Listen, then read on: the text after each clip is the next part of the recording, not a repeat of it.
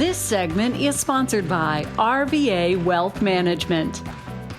With 2021 having arrived, so many of us have questions about what the year will bring financially. We're joined today by founder and wealth manager with RVA Wealth Management, David Koren. He joins us today. David, it's wonderful to see you. Good morning. Wonderful to see you. This is the time of year, and I would imagine there are some incredibly focused points of the year, but certainly the new year is one of those where we begin to examine those finances and look ahead and wonder really what to do. The new year is a new time. What should we be considering in the new year as we look ahead in 2021? Well, first of all, I'm glad 2020 is behind us. I think probably everybody would say that. But one of the most important financial resolutions that I would advise everyone to make, if they haven't already done so, is to complete a real financial inventory. And what I mean by a financial inventory is to understand what your personal net worth is, your assets minus your liabilities, as well as your cash flow. The cash flow report is an extremely important report to have a handle on. It's knowing what is coming in and what is going out. This sounds pretty simple, I know, and many people don't do this, which is surprising to me how many people fail to do this. And as a result, if you don't do this, then you don't really know how much you can afford to save, or if you may be headed for some sort of financial meltdown due to the fact that you're spending beyond your means. So knowing these two things is probably the most important financial resolution you can make: your net worth and your cash flow. Isn't that incredible? Great insight, because you're right. How do you make a plan if you don't know what you're working with? And so taking the time to do that, even though it's so simple, as you said, is incredibly important. Absolutely. Failing to do that, you would say, would be a mistake. But what are some of the other mistakes that folks are making or have a tendency to make? Well, probably the largest, biggest mistake that I see sort of ties back to the financial resolution that I just mentioned. Because the number one financial mistake individuals tend to make is to spend beyond their means and thereby find themselves forced to take on discretionary debt, usually in the form of higher credit card balances that they really can't afford. And if that happens, buying things like furniture, clothes, or going on vacation using a credit card that they're not able to then pay off easily, that can result in very high interest rate payments that will really eat away at your financial future. So not all debt is bad. Don't get me wrong. Buying a house or a business, for example, on credit can pay off big time in the long run. However, these types of credit card debts or high interest rate debts for things that are really discretionary in nature is your enemy, and you should avoid it at all costs. That's probably the number one issue people run into and the number one mistake people make.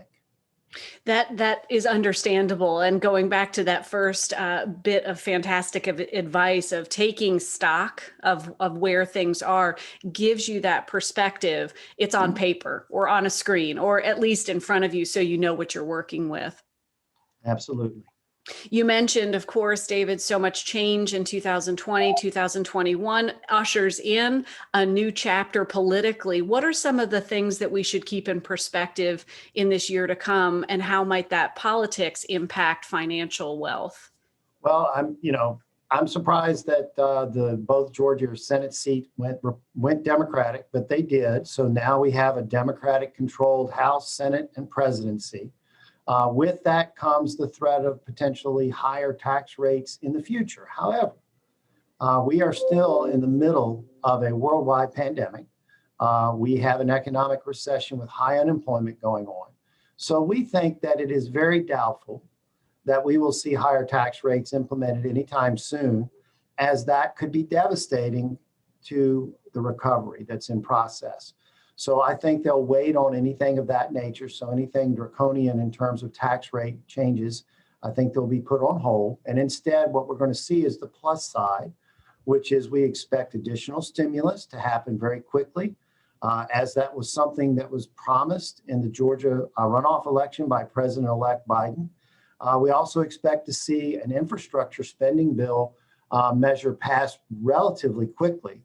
And all of that's going to really be beneficial to the economy. And the market has really responded very favorably to this potential. because they really expect this financial stimulus to pick up.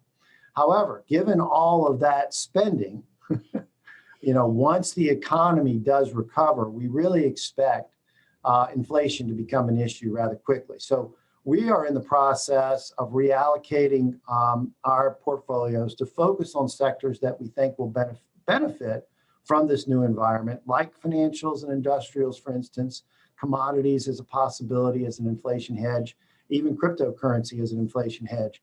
So these are things that we think will do well, and we will reduce allocation to other sectors that we believe are going to be challenged in this new environment. So those are some of the measures we're taking. So again, a lot of times politics have an impact on the markets, and this is certainly the case now. But long term, it's really about the economy and our economic cycles, and politics plays less of a role there. That's what they say. It's about the economy, and it's about working with a professional and being ready for what's to come. David, thank you for sharing your insights. Absolutely. Thank you for your time this morning. Appreciate it. It's our pleasure, and we'll share information so folks know how to connect with you. To get in touch with RVA Wealth Management, visit their website, rvawealthmanagement.com. Or you can call them at 804-497-2100. Jess? All righty. There we go. Hey, Jess, it's always great to get sound advice from a financial expert, and we got it there. But, it's interesting. I just read an article last week about the number of baby boomers, or a percentage of baby boomers, who actually do write down a plan. They have in their head, okay, I have this much coming in, I think I got this much going out, but they haven't actually sat down, and it was a really small percentage that actually did that. And so, it's just like anything else. You've got to sit down and you got to think about it. Like you said, put it on a screen, put it on a piece of paper, make sure that everything, we know how much is coming in. That's a dead thing. I mean, boom, that's there. But how much is going out? Oh, I forgot about that. Or I left this out. Yeah. Gotta put it all down. It's so much easier said than done too, because, and I believe in it, like that is the thing you want to do, is try to write it down in and out, right? It's a simple plan. But what happens when there's some change that totally disrupts the out way above the in, and then you don't want to look at it? I mean, conversations about money are tough. They're tough at best, I think, no matter whether you have it or you wish you had it. But it's important to talk about it and plan for it. And you're right, Bill, this time of year, so many articles, especially on retirement and looking toward the future and making those adjustments now. And talking with David was really helpful, because I think it just puts you in the moment. And if you can take that time to get in the moment and take the reins on it, it will make a difference. It does add up. But talking about money is not fun. And I like money.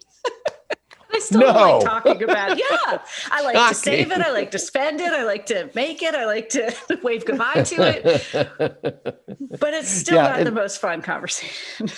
and it's kind of like the story where you have it coming in. If I actually write it down, then I'm going to oh no, I need more of this stuff. Yes.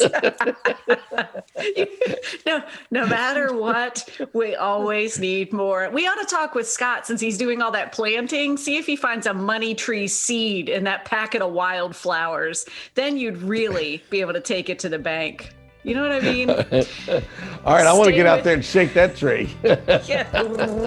Stay with us, Virginia, this morning. We'll be right back after this quick break.